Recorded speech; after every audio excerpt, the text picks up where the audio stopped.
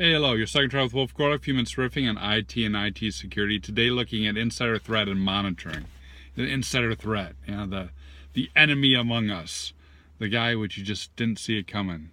The time where you're on the phone and they're like, we're in the house, Sydney. And you're like, what? Those sort of things. We know that it happens. And so there's a number of different things you need to set up in your environment to catch those things. There's monitoring, alerting, those sort of things. So the tip for you is this: make sure you're looking at two different levels of monitoring and then automation. First level monitoring is this: do I have the right people in the right places? You're auditing and monitoring access control. Part of that is making sure there's not scope creep. Part of that is making sure that the right people have the right information. Part of that is making sure that if they've left, they've been removed from privileged groups. There's a lot that goes into that. But in effect, you're monitoring the state of the system. You're monitoring the state of the file access, right?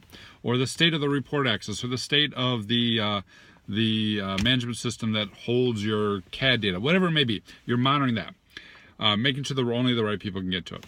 Number two, second thing, is you're monitoring the activities that are actually performed on it. Those activities of people opening a file, people downloading a CAD schematic, those types of activities. So state, number one, activities, number two. The problem is, if anyone's ever tried to do free monitoring on Windows, it's basically you enable auditing, you right-click the folder, you say, hey, log or audit any events, like, allowed events or denied events, enable auditing in the GPO to set into the event log. Awesome.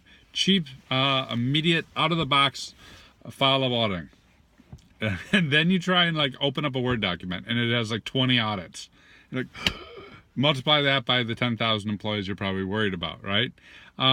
It can be incredibly overwhelming. So the third part of that is the automation, the pulling these things into behavior analytics, pulling these things into reports.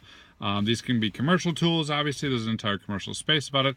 They can be off the shelf or home-brewed tools, using Microsoft native things with PowerShell and log analytics, or it can be very advanced user behavior analytic tool platforms. Suck all that data in and go, this person's doing something weird.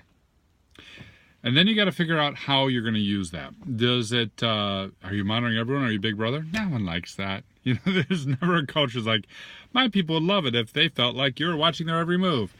No. Is it driven by HR? Maybe it's the manager who requests that certain data be pulled. That'll work. That's a good way to do it. Is it driven by the tool itself? Hey, poof, this person's been out of the office for a week. Why are they suddenly reading a whole bunch of files?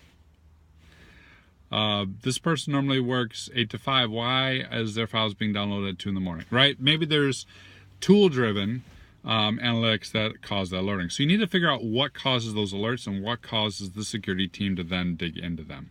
So make sure we're looking at state, make sure we're looking at activities, make sure we got a automation above it, and then whenever those things change or there's something out of the ordinary happen, we respond. What's your favorite user behavior analytics tool? Hit me up in comments or social media. Cheers.